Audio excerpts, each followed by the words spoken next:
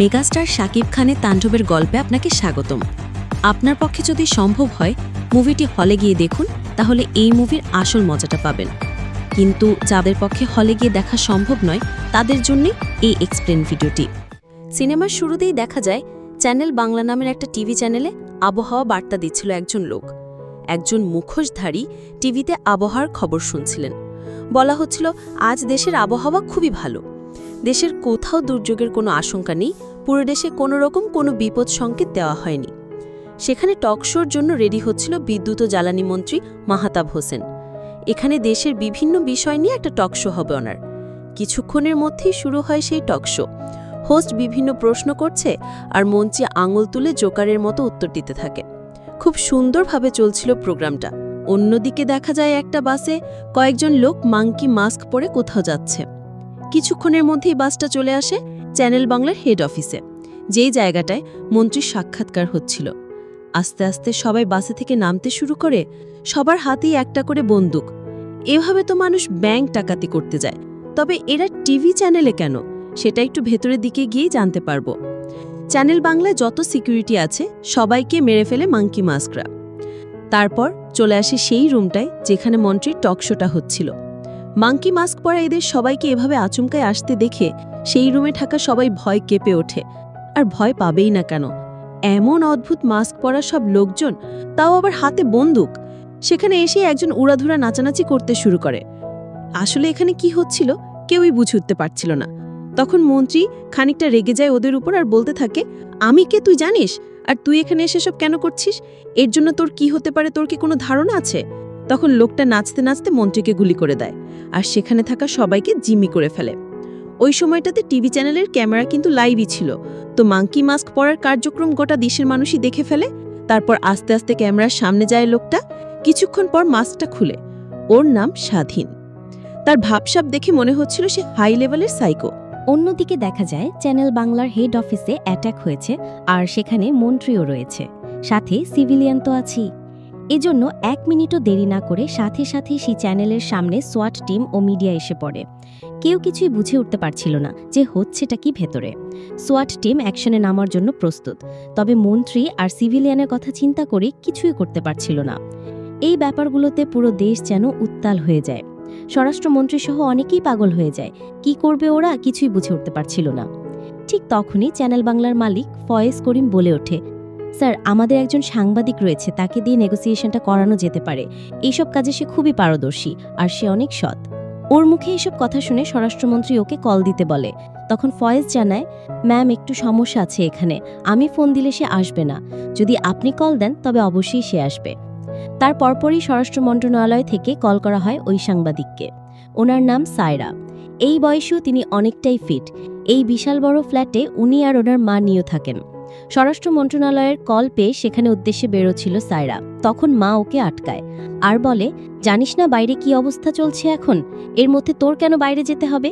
সায়রা বলে যে স্বরাষ্ট্র মন্ত্রণালয় থেকে কল এসেছে মা। এটা বলেই বেরিয়ে যায় বাড়ি থেকে। কিছুক্ষণের মধ্যে এসে পৌঁছে চ্যানেল বাংলার অফিসের বাইরে করা সোয়াটের তাঁবুতে। সেখানে আসতেই সবকিছু খোলামেলা করে জানানো হয় সায়রাকে।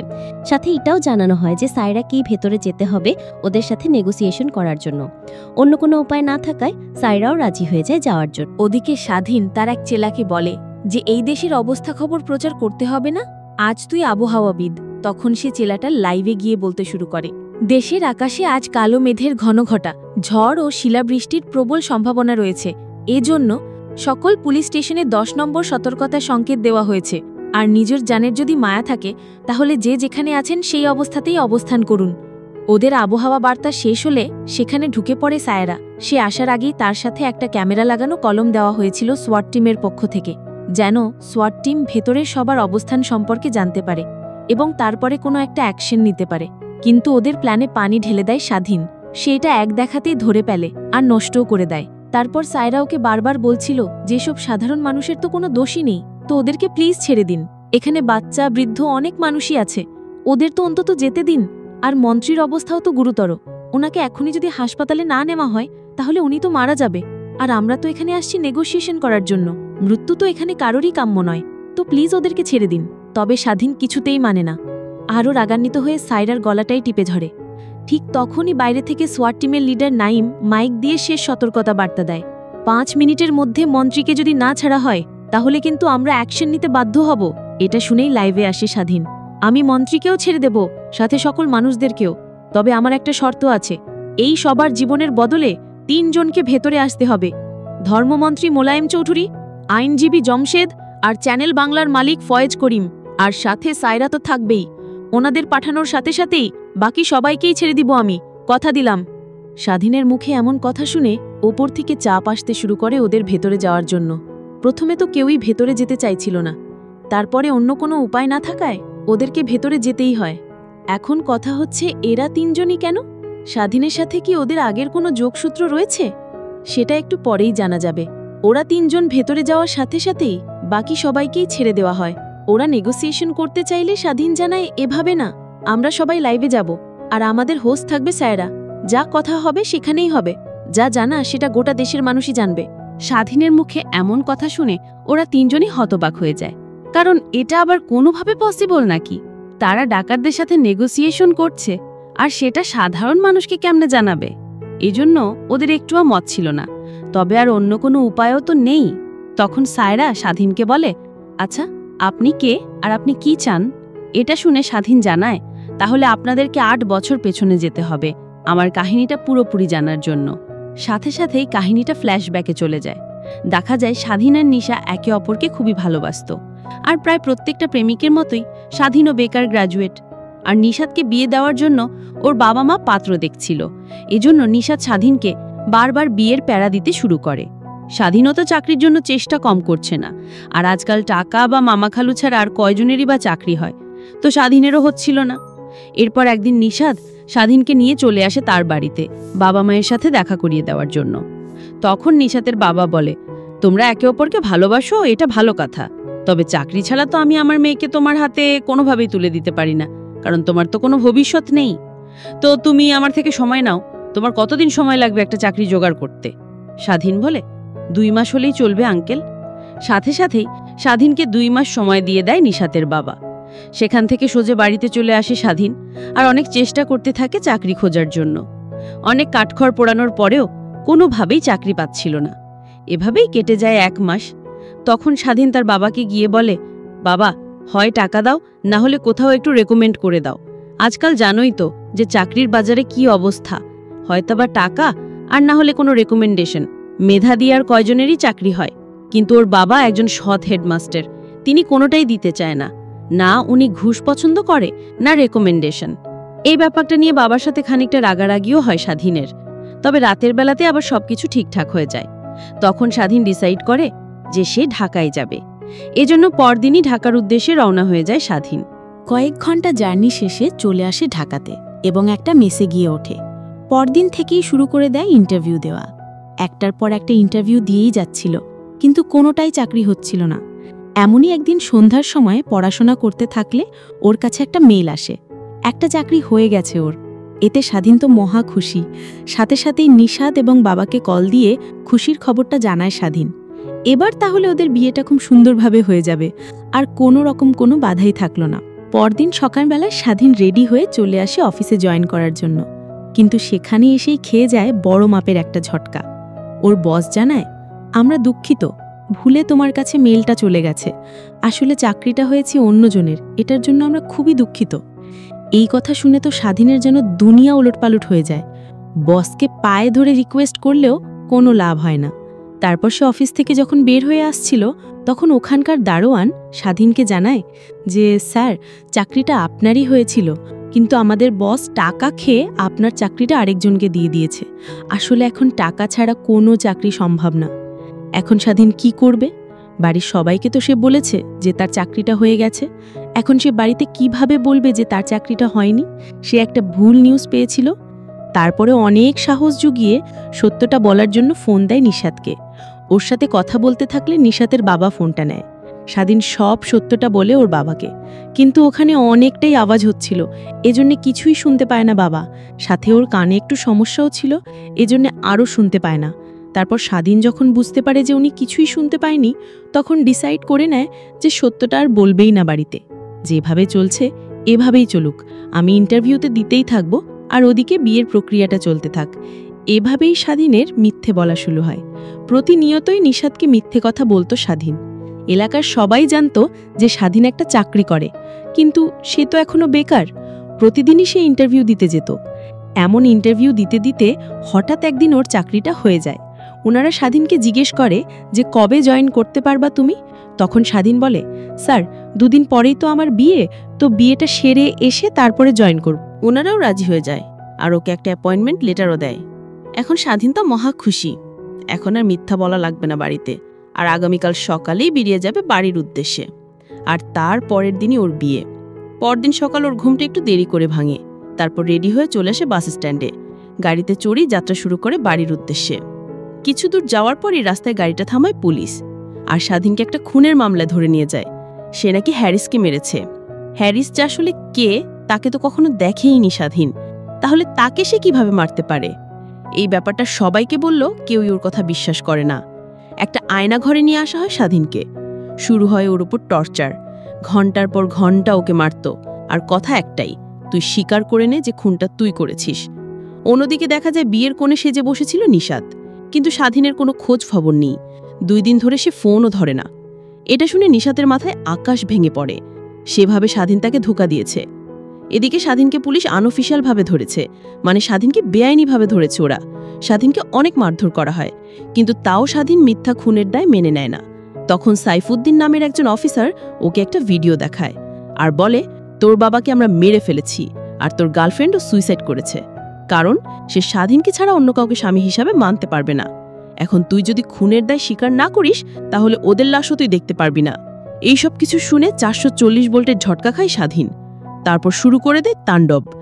সেখানে থাকা সব পুলিশদের একে একে মারতে থাকে। সবাইকে কুত্তা মারতে থাকে স্বাধীন। মনে হচ্ছিল হঠাৎ যেন তার ভিতরে জানোয়ার ঢুকে গেছে। সবাইকে মারার পরেই সাইফুদ্দিনের মাথা কেটে হাতে নিয়ে ঘুরতে থাকে। এরপর সে আয়না ঘরে থাকা সব বন্দীদের মুক্ত করে দেয়। এতটুকু বলেই থেমে যায় স্বাধীন। আর ধর্মমন্ত্রী, আইনজীবী আর চ্যানেলের মালিকের দিকে আঙুল তুলে বলে যে আমার এই অবস্থার জন্য এই 3 জনই দায়ী। কিন্তু স্বাধীনকে ধরে নেওয়ার পেছনে ওদের কি স্বার্থ থাকতে পারে, এই ব্যাপারটা জানতে চায় সাইরা। তখন স্বাধীন ব্যাপারটা খুলে বলতে যাবে, ঠিক তখনই দেখতে পায় সোয়াট টিম ভেতরে ঢুকে পড়েছে আর ওরও লোকজনকে মারতে শুরু করেছে। এটাতে অনেক রাগান্বিত হয়ে যায় স্বাধীন।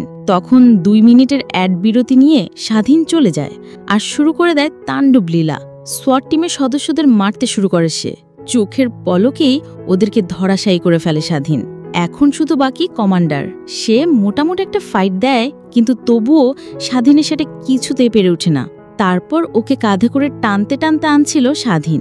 ঠিক তখনই দেখা যায় সাইরা পিস্তল নিয়ে স্বাধীনের সামনে দাঁড়ায়। এরপর স্বাধীনকে বন্দি করে স্টুডিওতে আনা হয়, যাতে স্বাধীনের লোক সবাইকে ছেড়ে দিয়ে সারেন্ডার করে। কিন্তু স্বাধীন তার লোককে বলে, আমাকে না ছাড়লে এই 3 জনকে গুলি করে দিবি।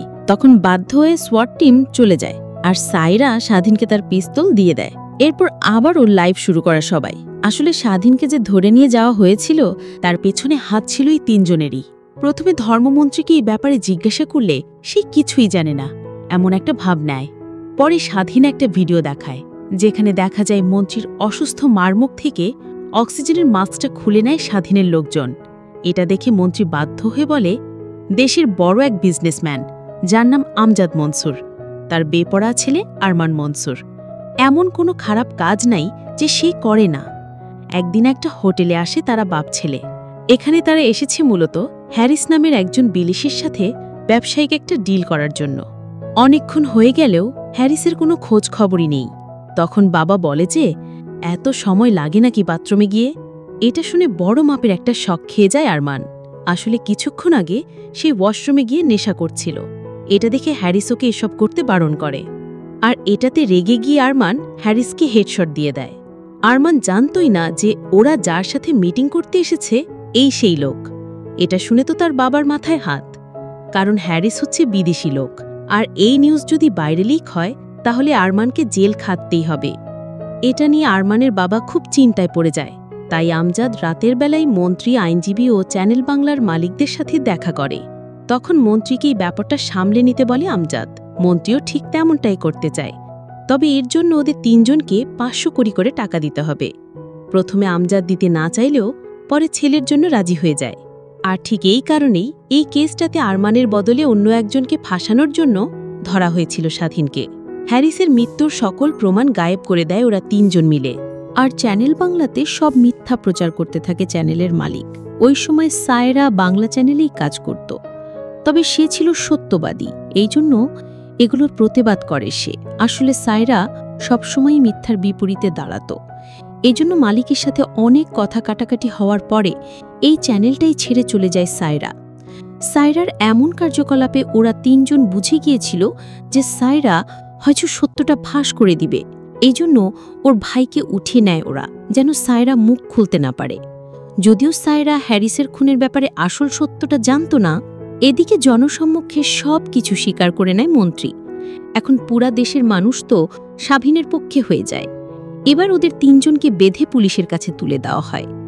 সাথে কিছু সিভিলিয়ান বাকি ছিল বের হতে। ওদের সাথে বের হয়ে যায় স্বাধীনের সাথে থাকা বাকি মেম্বাররা। তবে বিল্ডিংটার মধ্যে থেকে যায় সায়রা ও স্বাধীন। আসলে সায়রা আর স্বাধীন হাত মিলিয়েছিল অনেক আগেই। যখন সায়রার ভাইকে তুলে নিয়ে যাওয়া হয়েছিল তখন সায়রা তো পাগল হয়ে গিয়েছিল, কারণ তার সত্যবাদিতার জন্য ফল ভোগ করতে হচ্ছে ছোট ভাইকে। আর সে ছিল সায়রার অনেক আদরের ছোট ভাই, এজন্য কিছুতেই মেনে নিতে পারছিল না সায়রা। কিছুদিন পর একদিন স্বাধীন সায়রার সাথে দেখা করে আর জানায়, তোমার ভাইকে আমাদের সাথেই রেখেছিল ওরা, কিন্তু একদিন হঠাৎ করে ওকে মেরে ফেলে। এই কথাটা শোনা মাত্রই সায়রার পায়ের নিচ থেকে যেন মাটি সরে যায়। কি করবে সে কিছুই বুঝে উঠতে পারছিল না। সায়রা ভাবতে থাকে যে ওর জন্য ওর ছোট ভাইটা আজকে মারা গেল। তখন স্বাধীন তার প্ল্যান সম্পর্কে সবকিছু সায়রাকে বলে। এগুলো শুনে সায়রাও রাজি হয়ে যায় স্বাধীনকে সাহায্য করার জন্য। চ্যানেল বাংলার বিল্ডিং এবং সিকিউরিটি সম্পর্কে সবকিছুই জানায় স্বাধীনকে। সাথে ওই বিল্ডিংটার একটা ব্লুপ্রিন্টও দেয়। আর সেটা মোতাবেকই ওরা 2 জন মিলেই প্ল্যানটা সাজিয়েছিল। এখন স্বাধীন পুলিশের কাছে স্যারেন্ডার করতে চায়।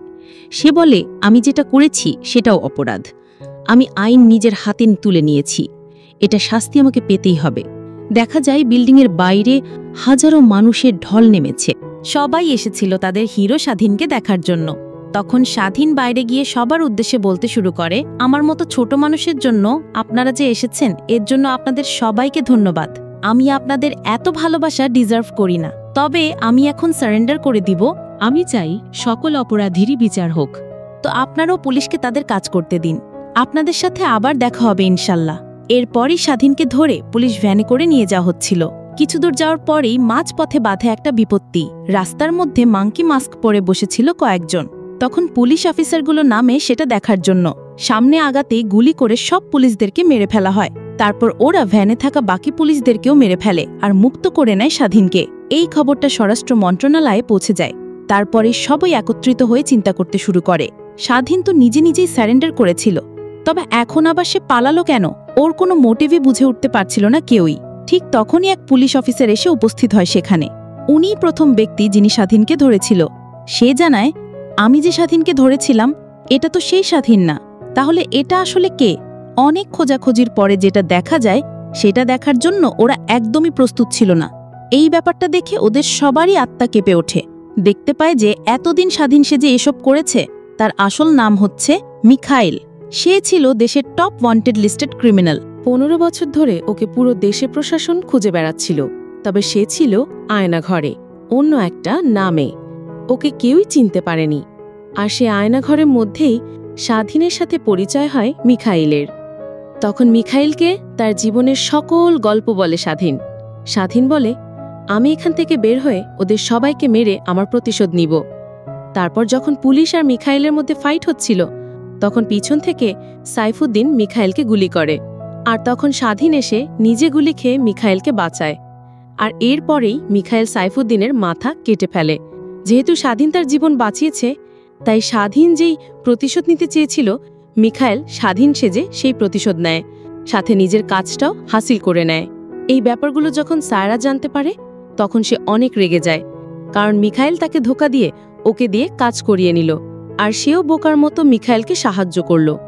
তখন আমাদের দেখানো হয় মিখাইল যখন স্বাধীন সেজে চ্যানেল বাংলাতে ওইসব করছিল, তখন তার আরেকটা টিম গিয়েছিল বাংলাদেশ ব্যাংকে। সেখানে থাকা সকল সিকিউরিটি গার্ডদেরকে মেরে চলে আসে ভল্টে। আর 1000 কোটি টাকার সাথে প্রচুর স্বর্ণ নিয়ে যায় তারা। এই ব্যাপারগুলো যখন সরকারের সামনে চলে আসে তখন তারাও উঠে পড়ে লাগে মিখাইলকে ধরার জন্য। মঞ্চি বলে মিখাইলকে ধরতেই হবে, সে আকাশেই থাক আর পাতালেই থাক। সায়রা বলে আমি এর শেষ দেখেই ছাড়ব। ওদিকে মিখাইলকে দেখা যায় বিদেশে কোনো একটা জায়গায়। এদিকে দেখা যায় আরমানকে তার বাবার নির্দেশে একটি লোক শুনশান একটা বাড়িতে আটকে রেখেছে। আরমানের বাবাকে মেরে ফেলেছিল মিখাইল, এর সাথে তাদের সকল ধন সম্পত্তিও নিয়ে গেছে। এজন্যই লোকটা চলে আসে সেই বাড়িটাতে আর সিয়ামকে মুক্ত করে দেয়। কিন্তু আরমান ওই লোকটাকেই মেরে ফেলে। আরমানও ছিল এক অন্য লেভেলের সাইকো।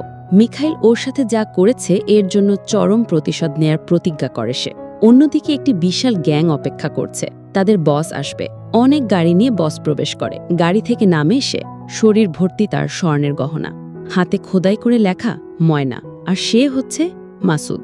তখন একজন কাছে এসে বলে, স্যার, বাংলাদেশ ব্যাংক লুট করার আমাদের যে প্ল্যান ছিল তার আগে মিখাইল সব টাকা লুট করে নিয়ে গেছে। মাসুদ ওই লোকটার গলায় কামড় দিয়ে মেরে ফেলে। মাসুদ বলে, আমার জীবনে কোনো বেইমানের জায়গা নাই। এরপর সামনে এসে বলে, মিখাইল, ওইটা আমার টাকা, ওই টাকা তুই হজম করতে পারবি না। জায়গায় জায়গায় সেদা কইরা দিমু, সইতে পারবি না। আমি মাসুদ, সুরঙ্গ মাসুদ। তবে মিখাইলও কম না। মাসুদের এই কথার উত্তরে মিডিল ফিঙ্গার দেখায় সে, আর আমাদের জানানো হয় তাণ্ডব 2 লোডিং। সিনেমাটি এখানেই শেষ হয়। তো বন্ধুরা, কেমন লাগলো আজকের এই এক্সপ্লেইন? আপনাদের মতামত কমেন্ট করে জানাতে ভুলবেন না। আর এমন সব ভিডিও পেতে সবার আগে চ্যানেলটি সাবস্ক্রাইব করে রাখুন। দেখা হচ্ছে নতুন কোনো ভিডিওতে।